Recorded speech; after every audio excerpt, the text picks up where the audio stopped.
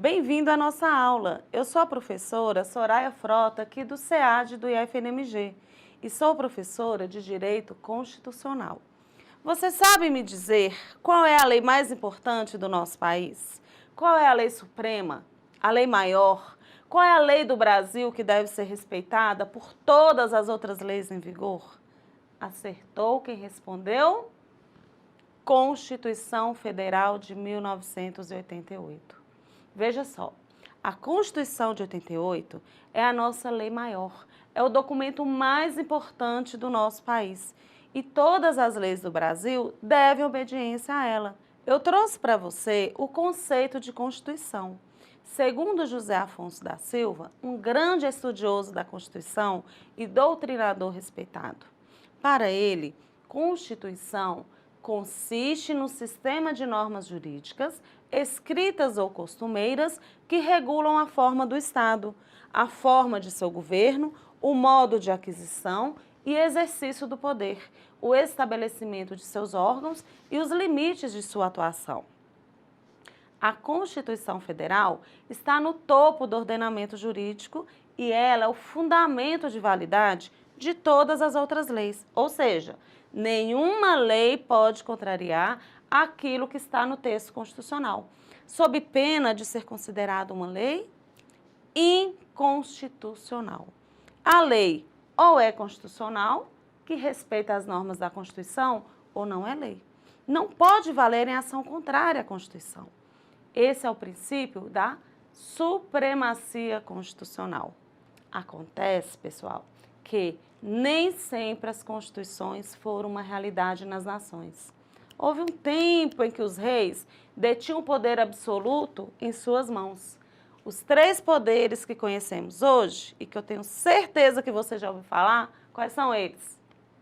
Poder legislativo, que ordena e cria as leis, o poder executivo, que executa, que aplica as leis, e o poder judiciário, que vai julgar as leis criadas, estavam em posse dos monarcas, que detinham o poder absoluto, originando a expressão absolutismo.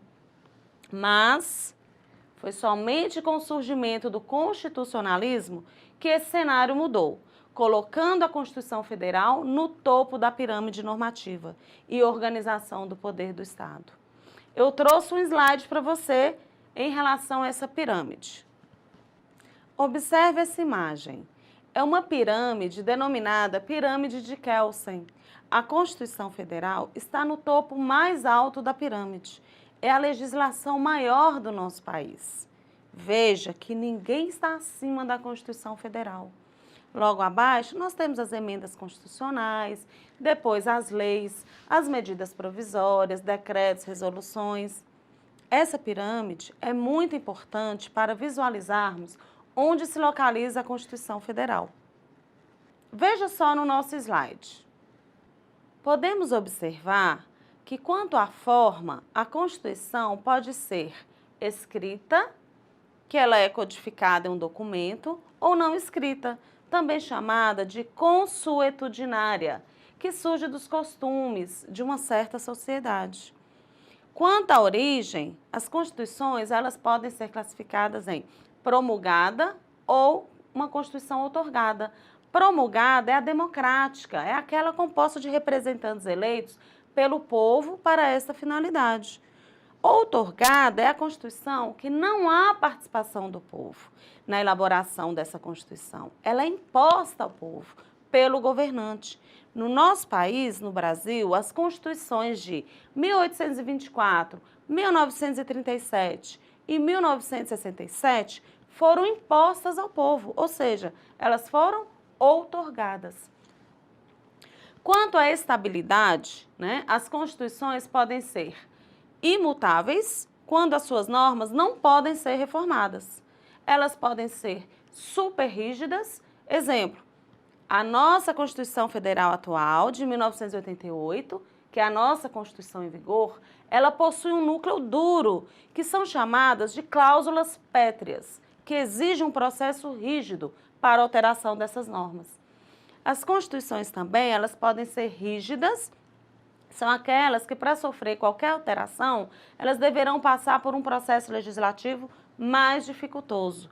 Já as semirrígidas, um processo legislativo ainda árduo. E as flexíveis, já um processo mais brando.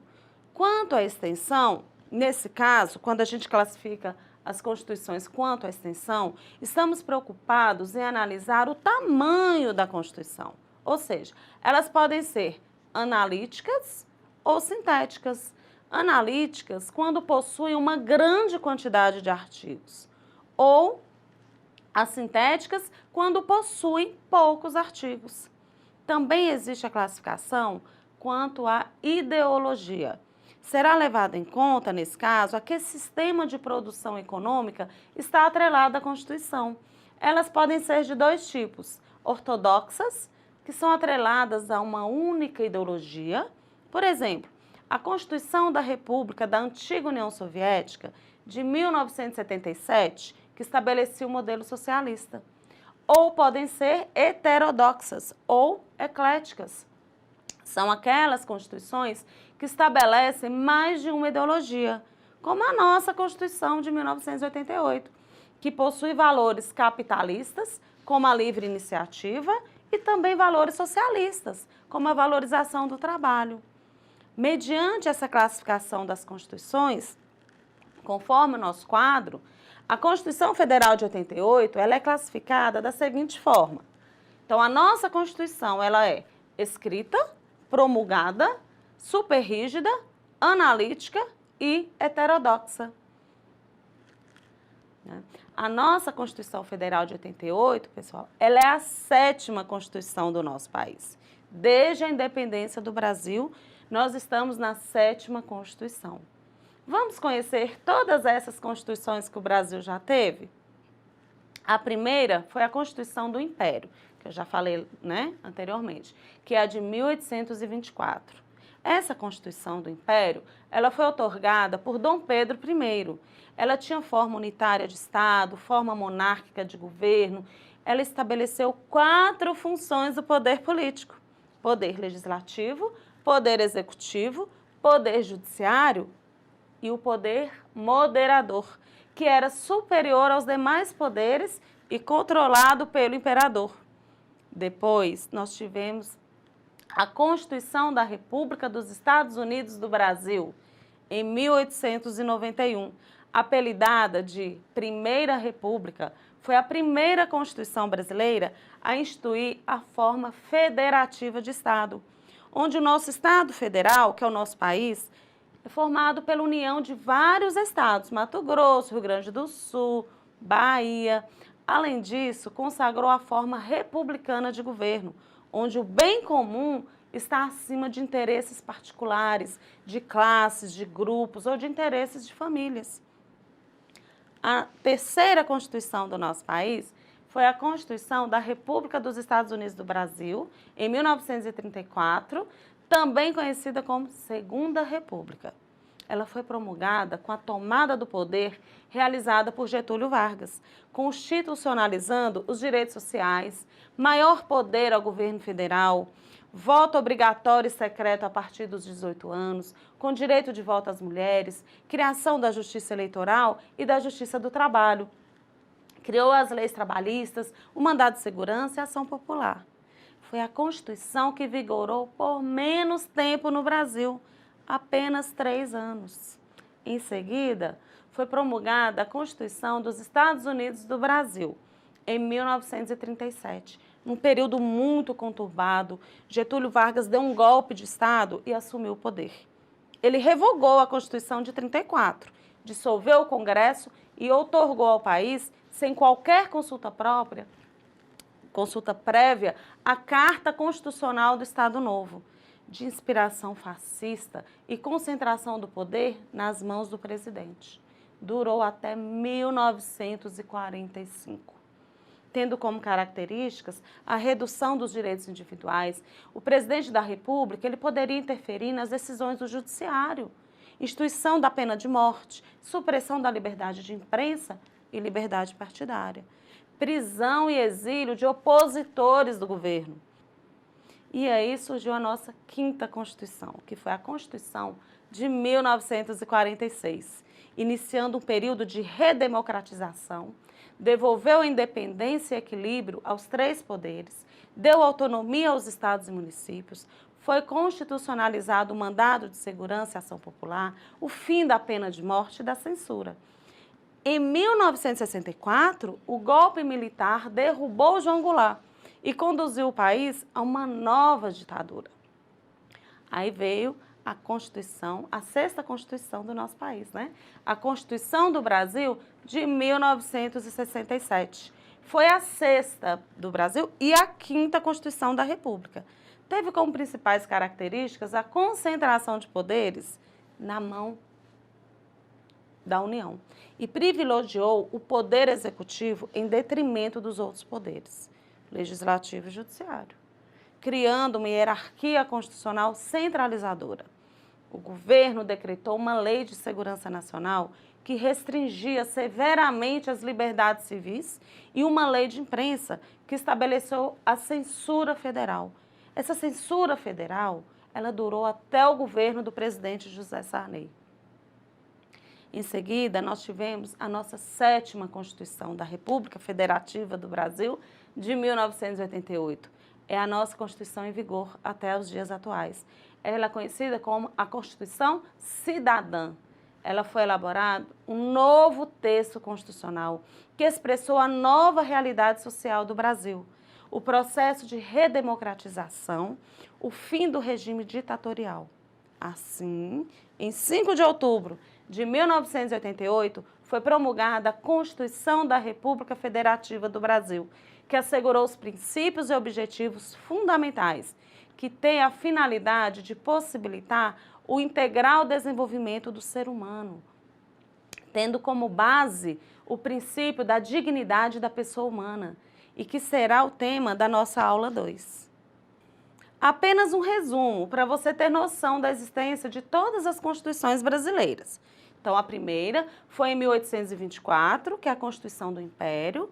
Nós tivemos a 2ª Constituição, que foi em 1891, a Constituição da República dos Estados Unidos do Brasil.